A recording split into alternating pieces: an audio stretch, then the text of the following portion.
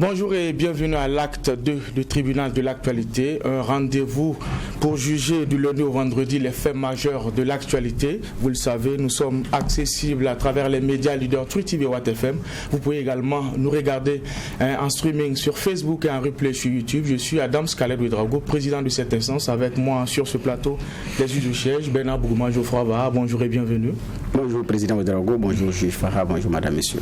Bonjour juge Bourgouma, bonjour président, bonjour éditeurs et téléspectateurs. Lutte contre le terrorisme et Sahel et présence de forces militaires étrangères. L'Église catholique s'invite dans le débat.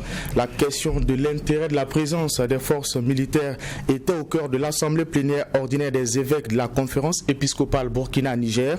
Une conférence qui s'est tenue, vous le savez, du 7 au 12 juin dernier à Ouagadougou. Regard croisé des juges sur cette prise de position. Ça sera dans cette convocation. Nous allons également parler de la Côte d'Ivoire. Et vous le savez, les choses se précisent au bord de la lagune sur le retour de Laurent Gbagbo après la polémique sur la date. On retient que l'ancien président rentre le 17 juin à bord d'un vol commercial. Il sera accueilli au pavillon présidentiel selon les dernières informations. Les conditions d'un retour de l'enfant de maman sont-elles en tout cas remplies? La question sera posée au juge, ça sera après les avant-propos.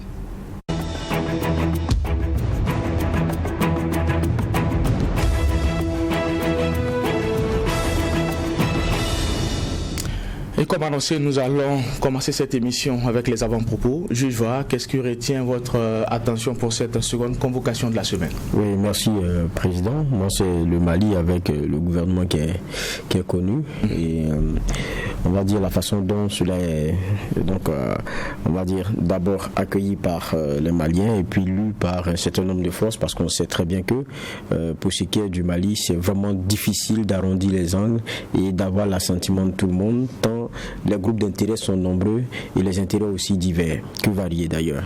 Et on a un gouvernement de 28 membres qui est sorti. Quand on regarde la charte, c'était prévu qu'on n'excéderait pas les 25. On regarde, et ça, je pense que c'était quand même attendu, si au niveau de Goïta et de ces hommes, ils ont accepté de mettre un premier ministre purement civil, c'est pour récupérer aussi un certain nombre de postes clés. Et on se rend compte que tout comme dans la première mouture de la composition du gouvernement que nous avions sous Badao, je dis le premier, pas celui qui a fait polémique, on se rend compte qu'ils ont encore gardé les postes clés, nous dit-on, la défense, sécurité, administration territoriale, réconciliation nationale, ils sont près d'une quinzaine, c'est ce qui se dit. Donc d'une façon ou d'une autre, il fallait s'attendre à ce que ce soit difficilement accepté pour une frange de la population malienne qui veut un bon dosage avec une bonne partie de civils qui compte évidemment à l'intérieur. Donc c'est un débat qui continue, mais je crois que pour ce Mali-là, le plus important maintenant, c'est de mener une transition qui va arriver à son terme avec des élections qui est le gage au moins de la respectabilité, le gage de l'indépendance, le gage du caractère équitable et puis toute la confiance, transparence et tout qu'on voudrait voir dans ces élections-là. C'est clair que les militaires ne vont pas risquer tout cela pour venir remettre tout ce qui est fortement décisionnel dans les mains des civils. Ça, c'est des choses auxquelles il fallait plus ou moins s'attendre. Maintenant, comment le nouveau Premier ministre va manœuvrer, c'est tout ce qu'on va regarder, parce que pour ceux qu'on avait présenté comme civils qui étaient aux côtés des militaires, on a compris que ceux qui décident à la fin, c'est les militaires. Et ça risque de continuer ainsi. Ça, c'est une réalité. Maintenant, le reste, c'est une question de délicatesse de la manœuvre pour celui qui représente au cœur de tout ce système-là, le civil, au plus grand chef, c'est-à-dire le Premier ministre. Merci, juge Voa. Juge Bourgouma.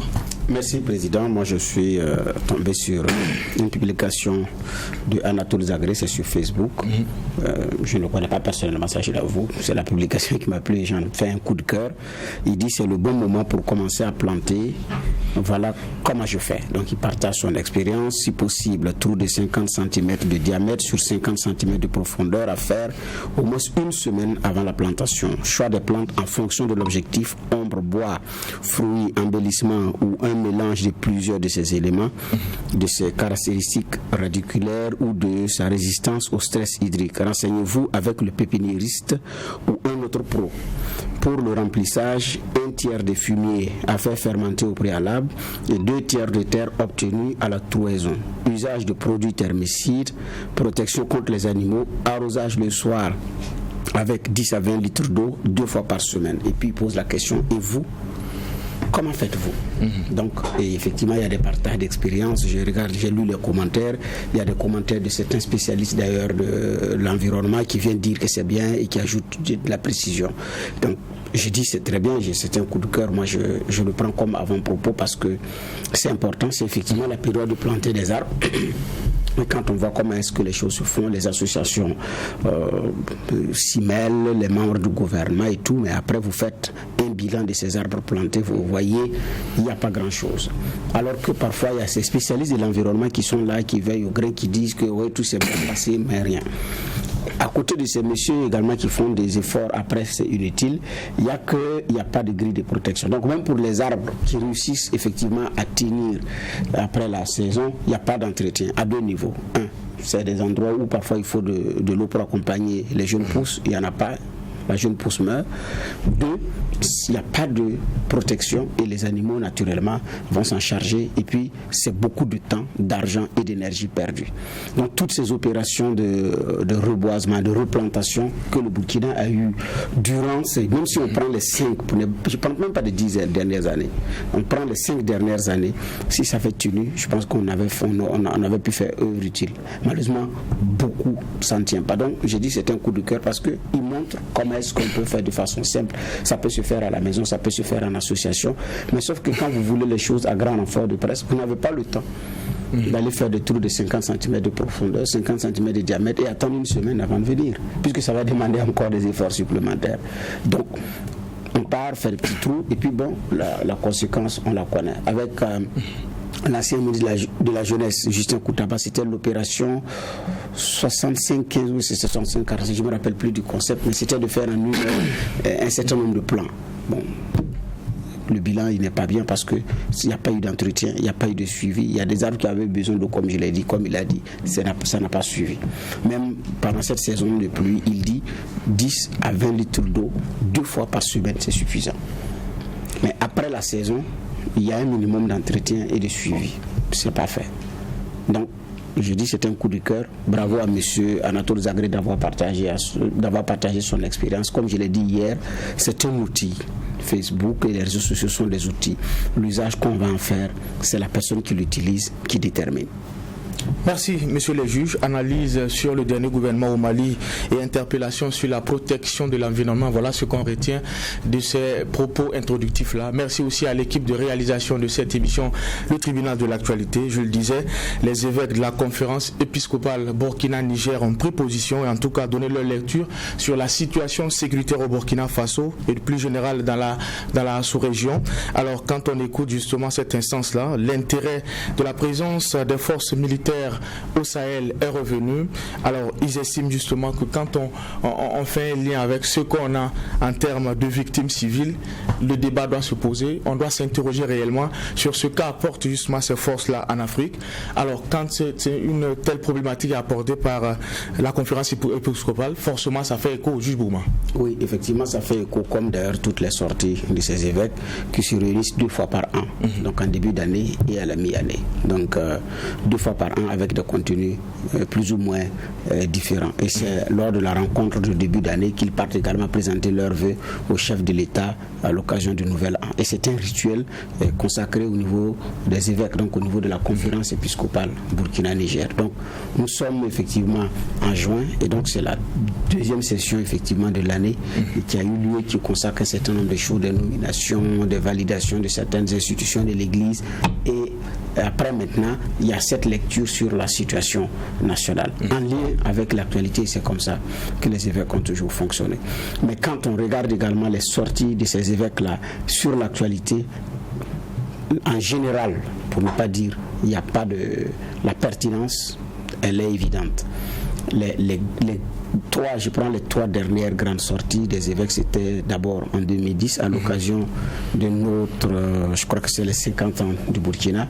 Les évêques avaient sorti un document qui est symptomatique de ce que nous vivons.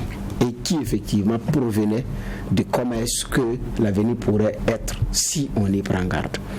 En son temps, Blaise Compaoré qui était au pouvoir, il y avait déjà les luttes internes au niveau du CDP parce que nous étions en 2010, donc il y avait déjà ces luttes internes là au niveau du CDP. Donc l'accueil a été apprécié, a été de façon différente. Jusqu'à ce qu'on arrive en 2012, on a eu le congrès du CDP de mars 2012, avec ce qu'on connaît après, avec les démissions qui sont intervenues 2 ans après, et puis la suite on la connaît, avec aussi une prévention claire qui avait été faite à Blaise Compaoré par rapport à l'article 37. La deuxième grande sortie, c'était beaucoup plus quand le Sénat devait être mis en place par rapport à la question de l'article 37, où l'Église catholique effectivement avait pris position ouvertement contre la modification de l'article 37 qui pouvait conduire à des lendemains incertains. Donc ce sont des grands rendez-vous de notre histoire. Et donc ce rendez-vous, j'ai dit également, moi je pense c'est un rendez-vous qui est important. Cette sortie, donc pour moi c'est une troisième sortie qui est très importante. Je n'ai pas dit qu'il n'y a pas d'autres sorties, parce que comme c'est à chaque rencontre, mais ça, ce qui vient d'être donné également de voir, c'est une sortie qui est plus pertinente, parce que ça vient à un moment donné où effectivement le débat se pose, où on a vu des manifestations contre les présences militaires. Il y en avait toujours eu. Il y a eu des sorties de leaders d'opinion, de barons des organisations de la société civile, d'opposants contre ces bases étrangères. Depuis l'époque d'avant-colonisation, donc ceux qui ont combattu jusqu'à ce qu'on soit indépendant et tout jusqu'à présent. Maintenant, c'est en train de prendre d'autres proportions. On a vu au Mali les manifestations grandeur nature pour dire à la France de dégager. À telle enseigne que Emmanuel Macron n'en pouvait plus, l'a qualifié de sentiment anti-français et convoque un sommet à Pau. Ça veut dire que quand même, c'est très pertinent. Et de dire, à partir du sommet de Pau, dire maintenant, est-ce que vous avez besoin de nous? Vous n'avez pas besoin de nous. Si vous avez besoin de nous, voici les conditions.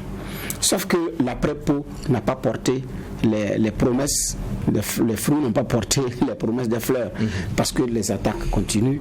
Ce sentiment que il y a ce sentiment qu'on est délaissé également, il continue. Donc des populations qui s'interrogent également à longueur de journée sur l'impact effectivement de ces présences, avec des gens qui ont suffisamment de moyens par rapport à la surveillance, par rapport aux interventions, que on n'arrive pas effectivement à avoir des solutions.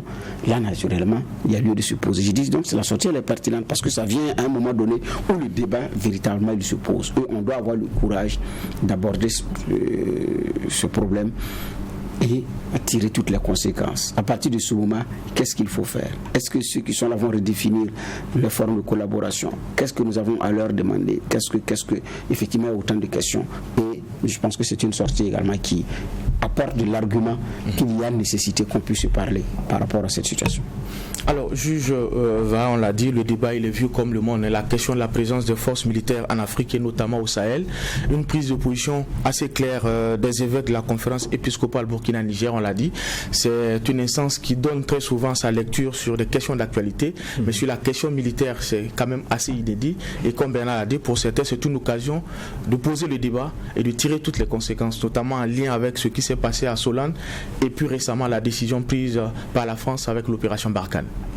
Non, il faut dire de façon claire aussi que l'Église, quoi qu'on dise aussi, est dans son rôle, parce qu'il partage ici quelles sont les turpitudes, les craintes, les peurs et le sentiment des populations qui, quoi qu'on dise aussi, dans l'une de ces franges constituent leurs ouailles.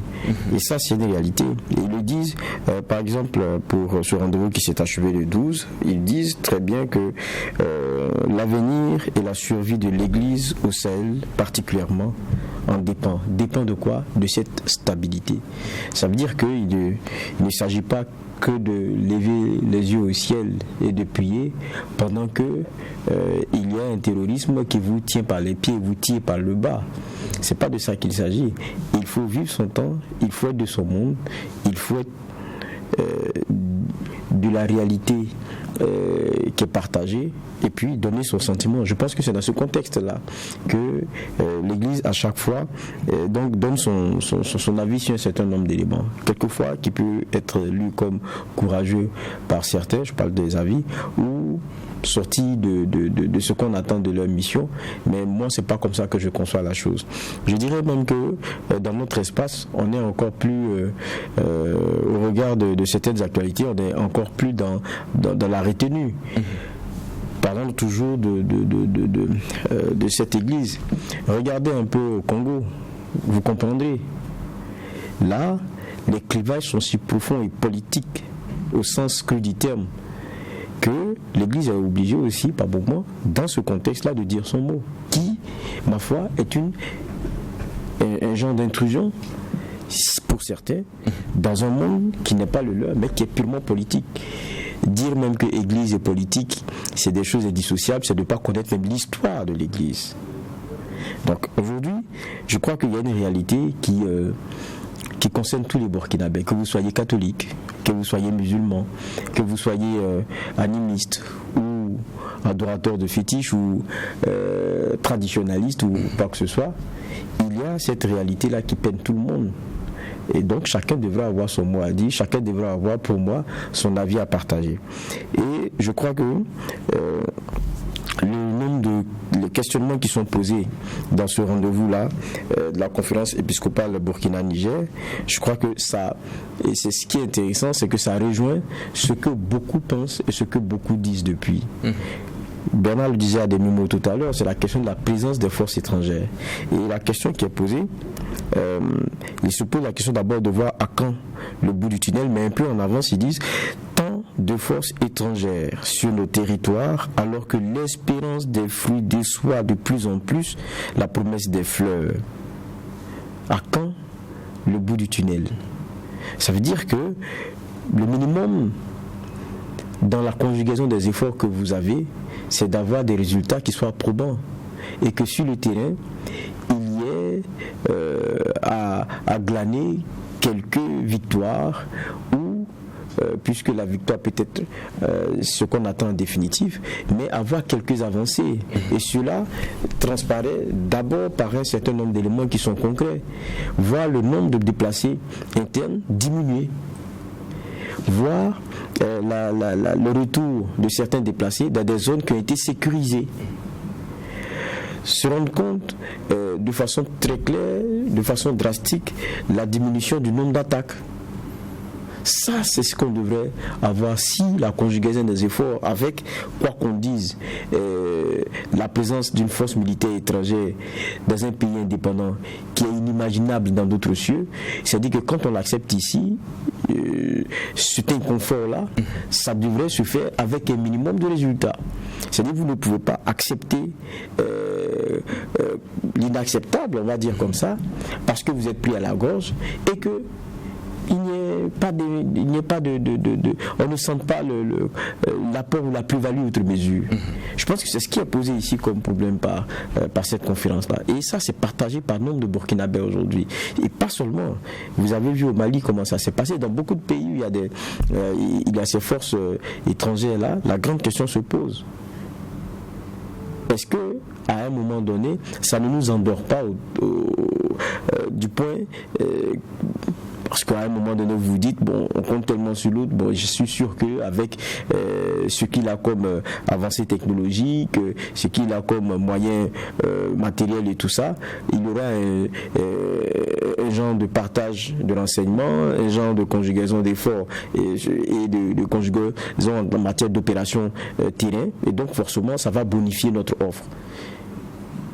Et donc, vous réfléchissez plutôt conjugaison des efforts plutôt que se trouver la solution par soi-même. Et à un moment donné, vous êtes surpris. Parce que ça devient comme un chantage. Si c'est pas possible, laissez-nous, on va partir. Et c'est ce qui est en train de se passer avec la France aujourd'hui. c'est parce qu'on a pris aussi tout ce temps-là à compter sur le fait qu'on ait ces forces-là avec nous, et donc sur un certain nombre d'éléments, on n'a pas fait l'effort du moyen technique, l'effort du moyen matériel, et on est toujours à souffrir de ces problèmes-là. Si par nous-mêmes on arrivait avec notre maillage de territoire, une surveillance qui soit très intéressante, on a des drones, on a plusieurs solutions qui sont faites. Si par nous-mêmes on s'était donné ces moyens-là, je pense que petit à petit on allait amoindrir même la présence de ces forces-là qui dérangent. Ça, il ne faut pas qu'on se dise. Le contraire, ça c'est une réalité. En tout cas, tout pays honnêtement indépendant et qui se le réclame devrait être dérangé par une présence pareille. Je ne vois pas comment est-ce que vous aurez une France qui acceptera des bots russes ou bien des bots américaines sur son sol et qui se permettent par moment de vous dire que bon, on va arrêter par exemple les opérations conjointes. Ça veut dire que vous allez continuer les opérations solo sur mon sol? Non mais ça sort d'où ça? Mais ça on le voit, on nous dit. Et on nous dit même que nous sommes des abonnés à l'instabilité, et ça c'est comme une germe que nous gardons et qu'on nous aide à extirper et que nous ne voulons pas. C'est un malade qui aime bien ça.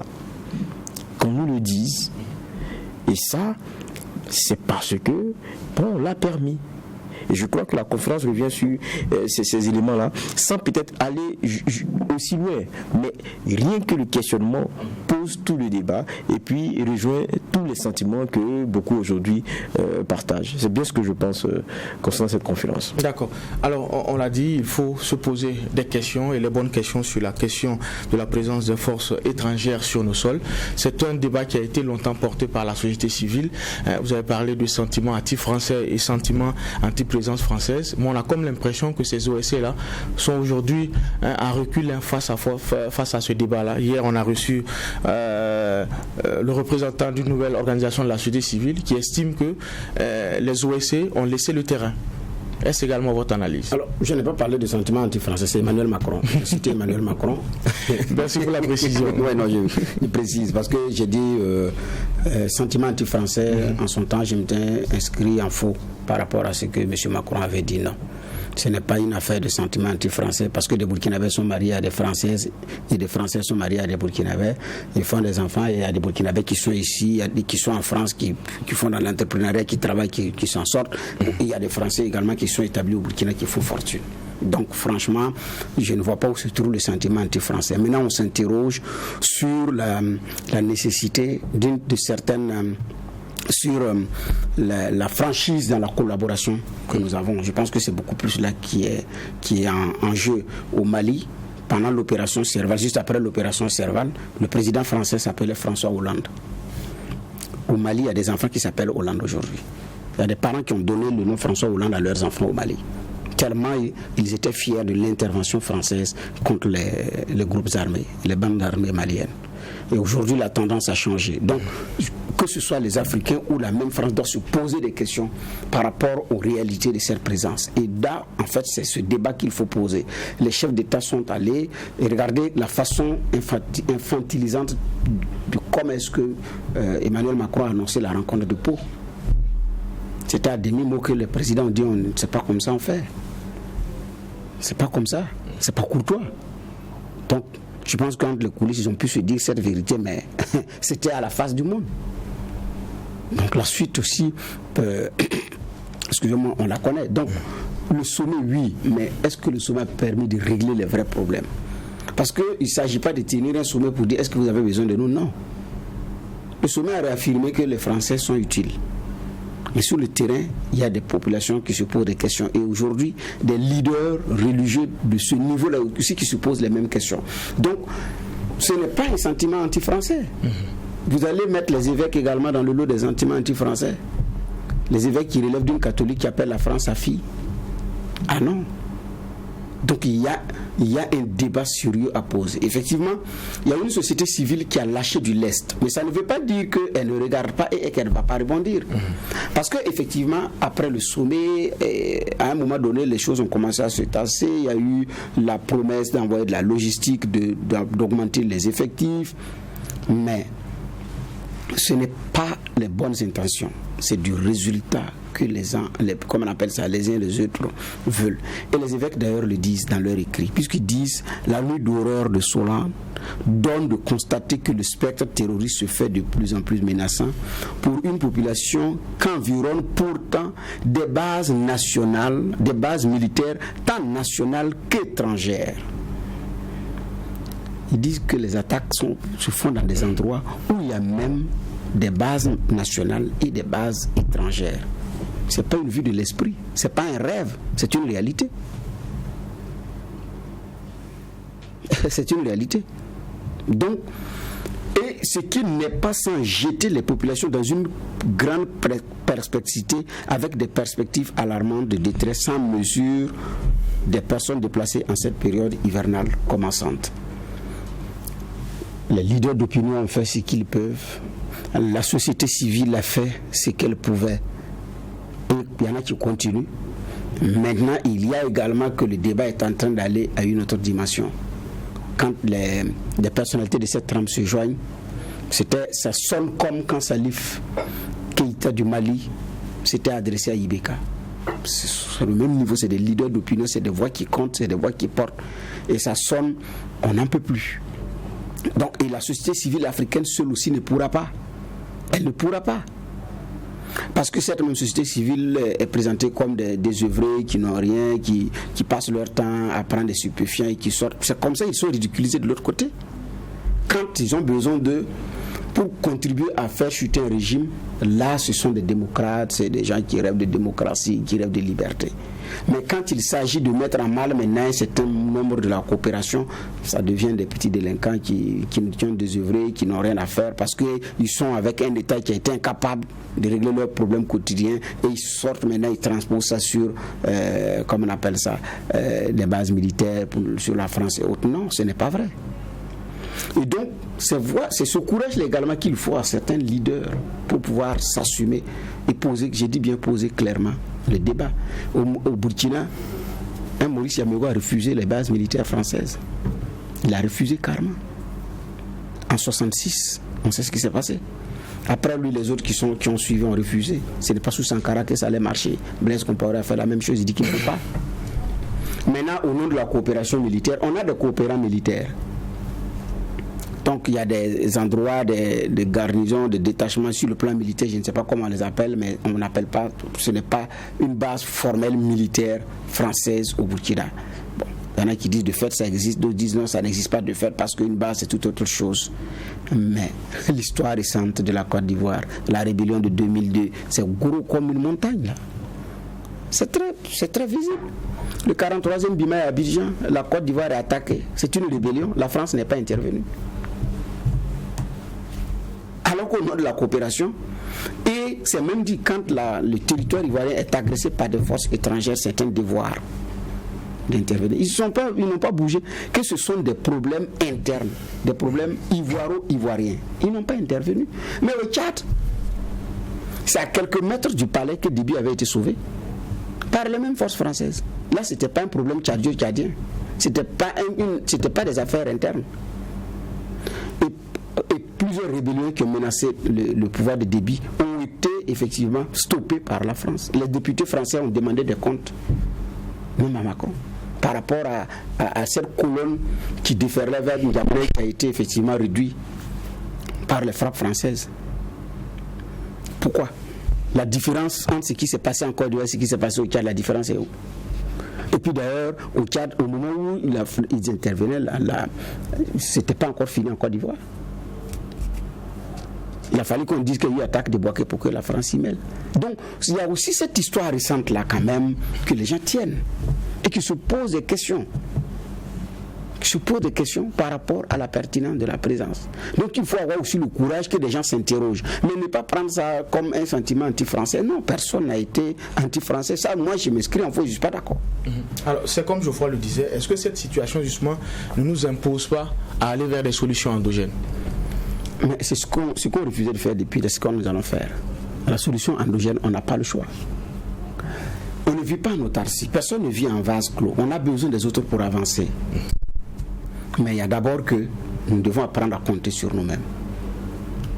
Mais je vous dis, au Burkina, ce n'est pas la stratégie qui manque. Ce n'est pas des hommes qui manquent. Je ne sais pas si c'est une question de volonté ou de mauvaise foi, je ne sais pas. Chercher à avoir le dernier rapport sur la politique sécuritaire qui a été remis au chef de l'État à l'issue des 100 jours qu'il avait donné pour écrire le travail qui a été issu du forum sur la sécurité, le forum national. Après ces assises nationales, cette rencontre sur la sécurité, il y a effectivement la politique qui a été rédigée. Les questions de réconciliation, de diplomatie, c'est contenu dans ce document. On n'a même pas besoin de penser à autre chose. Non. C'est pas que le diagnostic n'est pas fait, c'est pas qu'on n'a pas les hommes. Même proposer des solutions physiques, matérielles, il y en a sur les tables des différents barons de notre sécurité. Pourquoi ça ne bouge pas? Je ne sais pas. Sinon, même les autres pays ont besoin de l'appui des autres pour exister. L'OTAN, il y a le sommet de l'OTAN. Mais tout le monde était inquiet là-bas parce que le géant américain, qui est le bras financier de l'OTAN, sous Donald Trump, menaçait de se retirer. Ils étaient tous inquiets.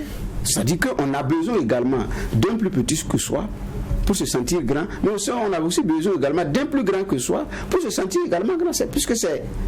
Donc, si eux, ils sont accrochés à l'OTAN, et quand Trump a menacé de quitter avec Biden, ça sonne un espoir.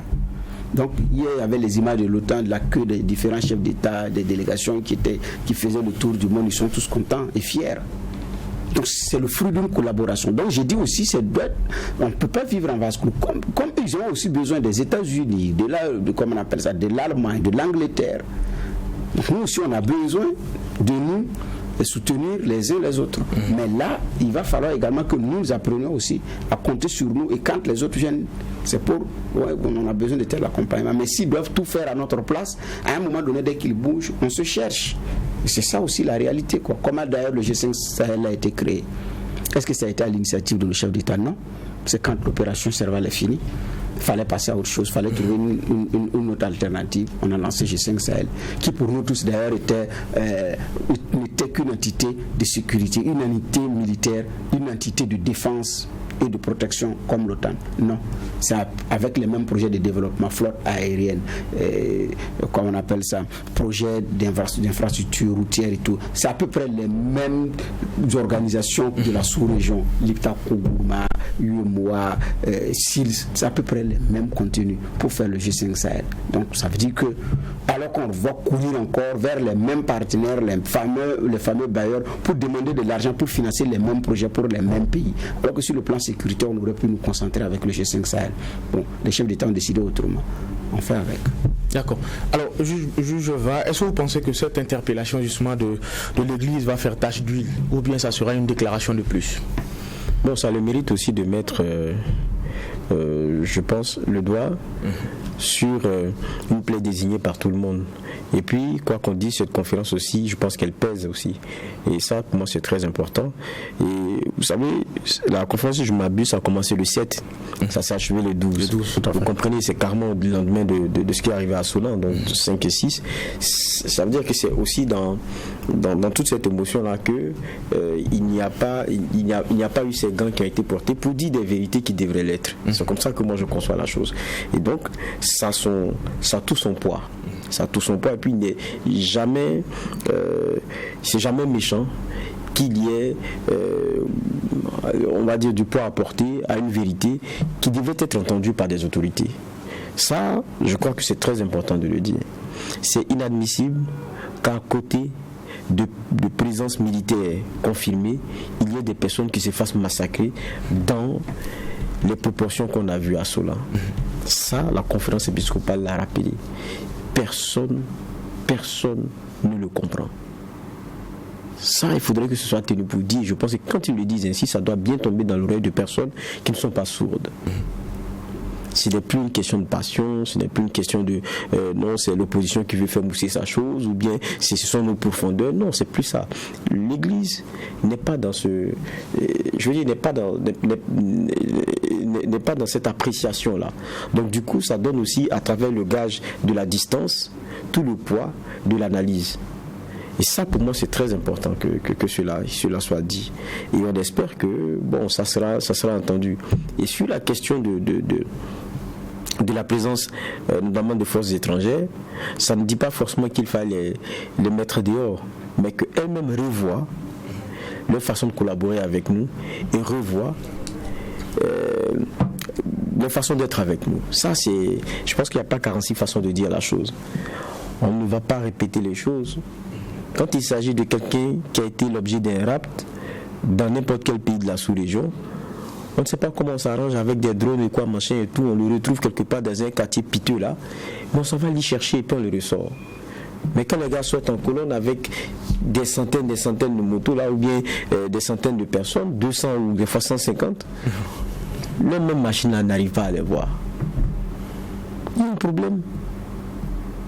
Je crois que c'est ce sur quoi le doigt est mis ici. Il faut les mettre mal à l'aise pour que soit ils font bien, ils fassent bien, ou bien on nous laisse tranquille, on va se débrouiller avec ce qu'on peut. Mieux vaut être seul que mal accompagné. Que mal et très mal accompagné. Je pense que ça, il n'y a pas une autre façon de dire ça. Merci, messieurs les juges. Lutte contre le terrorisme et Sahel, les présences de forces militaires étrangères. On a eu la lecture des juges sur la dernière déclaration de l'Église, notamment les évêques de la conférence épiscopale Burkina-Niger. Nous allons parler d'une autre actualité et hors de nos frontières. On l'a dit, en Côte d'Ivoire, tout porte à croire que la date du 17 juin sera la bonne. Laurent Gbagbo a en tout cas annoncé pour revenir au pays le 17 juin par un vol commercial. C'est des nouvelles facilités qui sont également accordées parce qu'on nous annonce que l'ancien président sera accueilli au pavillon présidentiel dès son arrivée. C'est la dernière information qui a été donnée par le camp Gbagbo. Alors, juge Bouma, quand on regarde tout cela, toute cette préparation autour du retour de Laurent Gbagbo et après justement la polémique sur la date là, on peut se dire que le 17 c'est finalement la bonne. Ah oui, en tout cas, tout porte à croire que, sauf cataclysme, le 17 c'est finalement la bonne date, donc qui avait été certainement donnée par le camp de Gbagbo lui-même. Le gouvernement avait dit que ce n'est pas sa date, mais bon, j'ai l'impression que le camp Gbagbo avait la date et a dévancé le gouvernement pour informer, mettant en même temps la pression.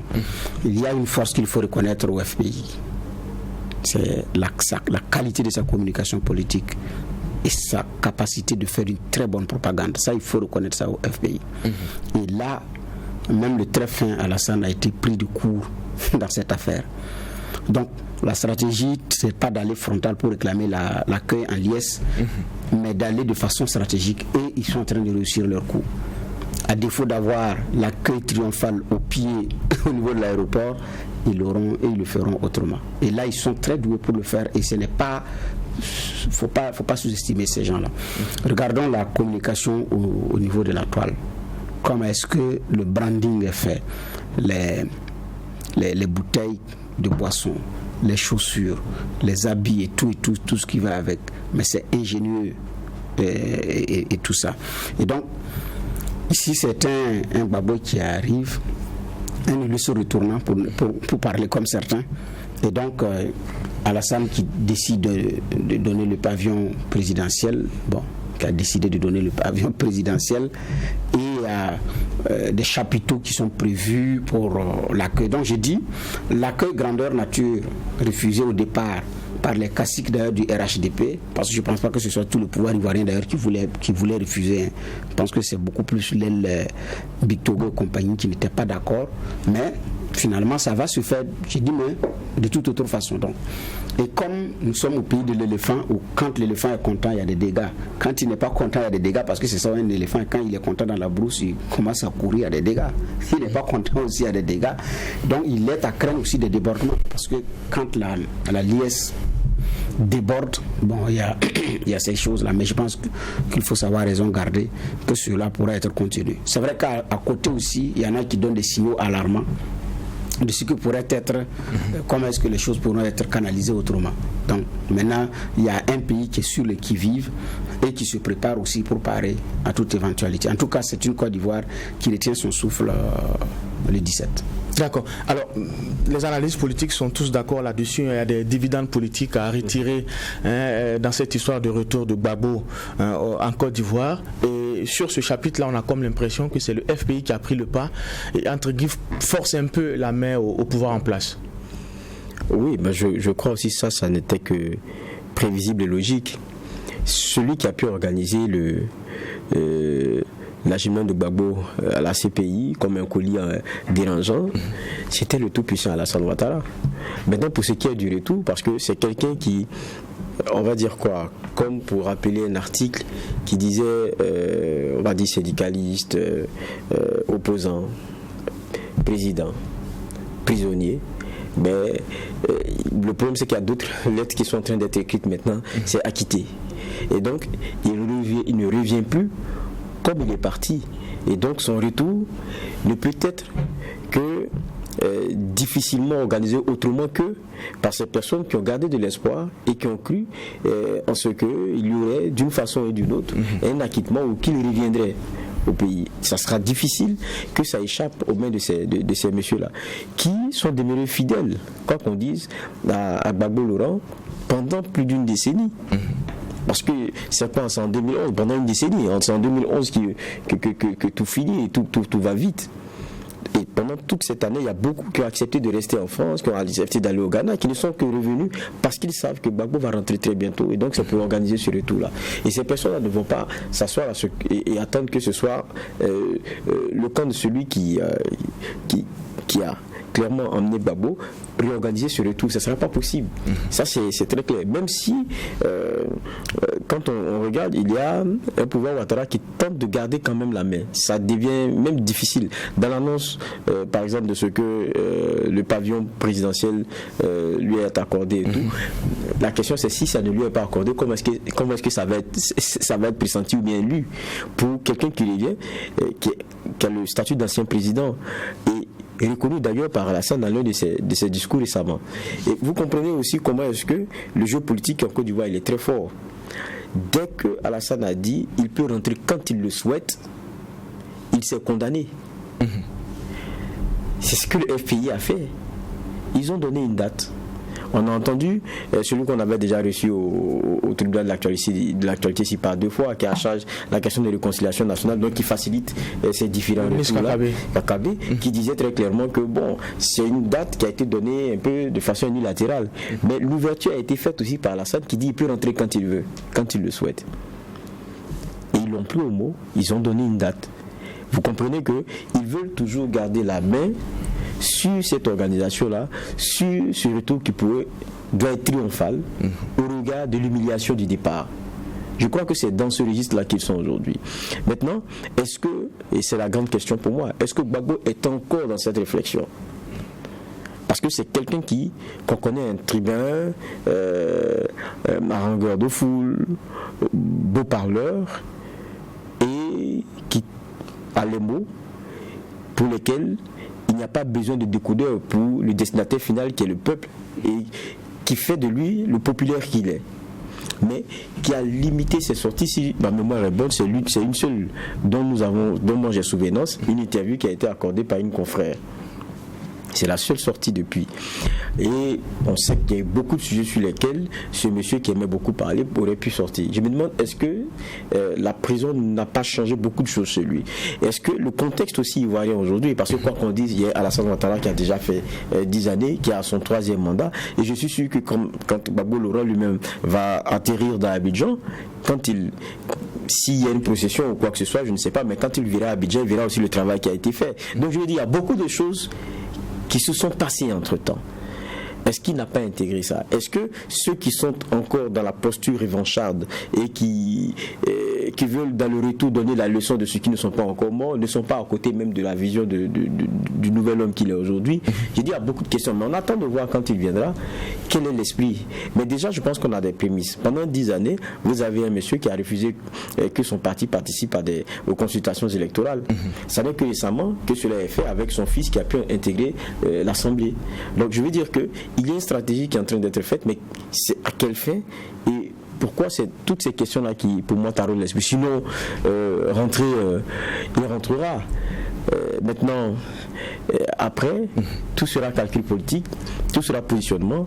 Est-ce que l'homme il a quoi, 76 ans, non ? Est-ce qu'il se rêve encore une suite possible, un retour possible, ou bien c'est celui qui depuis Mama va commencer à tirer les ficelles? Pour moi, c'est le gros enjeu. Sinon, la question de son retour, Alassane ne peut rien. Dès qu'il y a un jour et une heure qui est fixée pour le retour de Gbagbo à Abidjan, qu'il le fasse atterrir directement à Bouaké ou à Mama, il ne peut rien faire contre un accueil populaire. Ça sera difficile pour lui. Ça, c'est quelque chose qu'il ne peut pas faire. Même si l'homme sera descendu et que 2 heures après Abidjan apprendra qu'il est là, ça sera la même liesse. Ça sera parce qu'il y a une réalité. Ce n'est pas parce qu'il y a cette liesse-là que Alassane est forcément désavoué. Parce que ce sera pareil.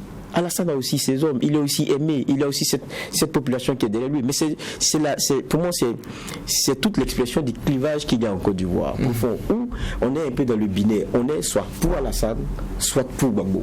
Et ça ne change pas. Donc, pour moi, ce n'est pas moins. Il faudrait pas. C'est là où certains vont se tromper, voir dans l'accueil populaire, le désaveu d'Alassane.